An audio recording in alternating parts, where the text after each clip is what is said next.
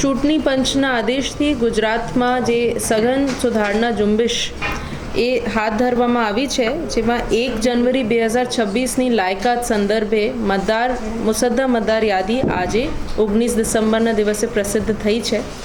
અરવલ્લી જિલ્લામાં પણ એ કામગીરી રહી છે. એમાં એન્યુમરેશન ફોર્મ, જે ગણતરી ફોર્મ આપને 14 ડિસેમ્બર સુધી પૂરા કરી લીધા હતા, જેમાં 100% ફોર્મ્સની ડિજિટાઇઝેશન એ કરવામાં આવ્યું. હવે આજે જે મુસદ્દા મતદાર યાદી પબ્લિશ થઈ છે, એમાં ચૂંટણી પંચની વેબસાઇટ પર આ ઉપલબ્ધ છે. જિલ્લા ચૂંટણી અધિકારી, મતદાર નોંધણી અધિકારી, મદદનીશ મતદાર નોંધણી અધિકારીઓ શ્રીની કચેરીમાં પણ આ પબ્લિશ રહેશે.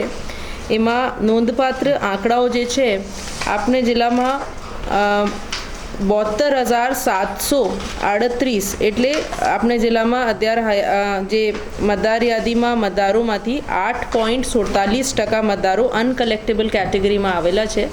અનકલેક્ટેબલ એટલે જે મતદાર મરણ પામેલ છે 27,133, 35,833 સ્થાનાંતર થયેલા, ડુપ્લિકેટ જેમનું નામ છે એ 5,317, 4,142 ગેરહાજર મતદારો અને 1,313 અન્ય કેટેગરીમાં એવા અનકલેક્ટેબલ 72,000 જેટલા મતદારોનું નામ એમાંથી કમી થયું છે. હવે આજથી જે ફેઝ ચાલુ થાય છે, એમાં ક્લેમ્સ એન્ડ ઓબ્જેક્શન્સ પીરિયડ છે. એટલે એમાં કોઈ વાંધા સૂચન રજૂ કરવા હોય મતદારોને તો એ મતદાર નોંધણી અધિકારી, મદદનીશ મતદાર નોંધણી અધિકારીની કચેરીમાં રજૂ કરી શકે છે 18 જનવરી 2026 સુધી.